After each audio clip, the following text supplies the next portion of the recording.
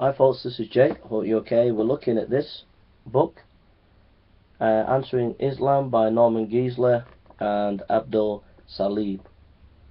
And we're looking about the Quran. And we read in page 194, finally the beauty of the Quran is by no means an agreed conclusion of all learned men. In fact, many people in the West sympathize with the judgment of Carlyle, who said that this of the Quran, it is toilsome reading, as I ever undertook a wearisome, confused, jumbled, crude, ikendite. Nothing but a sense of duty could carry any European through the Quran.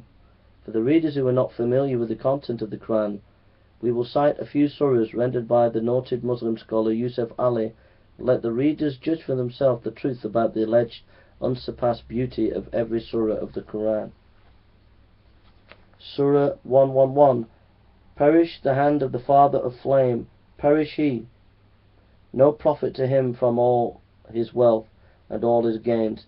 Burnt soon will be in a fire of blazing flame. His wife shall carry the crackling wood as fuel, a twisted rope of palm leaf fibre round her own neck. Surah 109. Say, O ye that reject faith, I worship not that which ye worship, nor will you worship that which I worship, and I will not worship that which you have been wont to worship, nor will you worship that which I worship. To you be your way, and to me mine. Surah 105. Seest thou not how thy Lord dealt with companions of the elephant? Did he not make their treacherous plan to go astray? And he sent against them flights of birds, striking them with stones of baked clay. Then did he make them like an empty field of stalks and straw, of which the corn has been eaten up. Surah 97. We have indeed revealed this message in the night of power.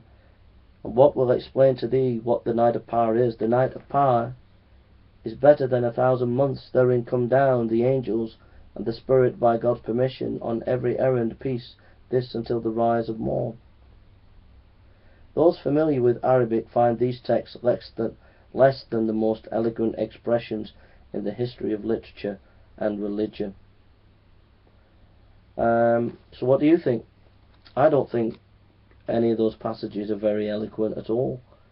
They're not particularly profound. They don't particularly say much. So why are they the words of God? What are they? Why are they eloquent? They are not a proof that the Quran is the word of God. So Muhammad's illiteracy. Many Muslims contend that the content of the Quran is proof of its divine origin. They insist that there is no way a book with this message could have come from an illiterate prophet like Muhammad. Critics, however, follow the reasons to the contrary. Some question whether Muhammad was actually illiterate. As one authority notes, the Arabic word al-umni, translated the unlettered prophet in the Quran 7157, may be rendered heathen rather than illiterate.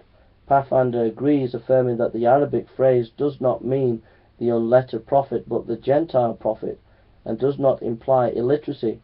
Indeed, this is how the term is rendered in 62.2 in the Quran. He it is who hath sent among Gentiles al-umni, and as do several other surahs, 273, surah 319, surah 7156.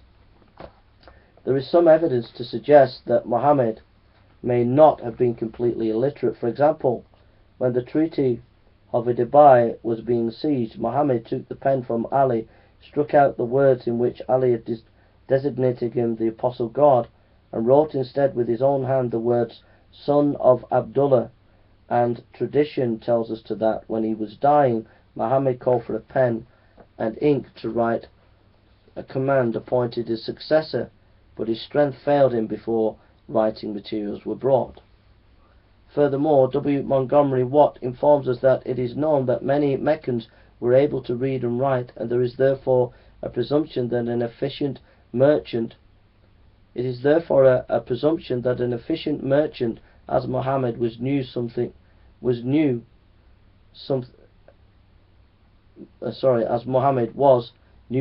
of the arts. Indeed, even Muslim scholars refer to Muhammad as being perfect in intellect. Furthermore, even if Muhammad lacked formal training in the earlier years, there is no reason why an intelligent person such as he could not have caught up on his own later. He could not be the only self-taught literary figure in the history of humanity.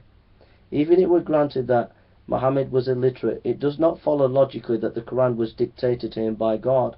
There are other possible explanations. Even if he was not formally trained, Muhammad was a bright person possessing great skills. In addition, his scribe could have styled it. This was not an uncommon practice at the time. Homer was blind, so he probably did not write his epics himself. Finally, some critics argue that it is possible that Muhammad's first impression was right, that he received the information from a superintelligent evil spirit. In this event, the Quran could not reflect Muhammad's intelligence, but that of the spirit. In any event, it is not implausible that even a formally untrained person could have been the source of the Quran, and not God, as it were.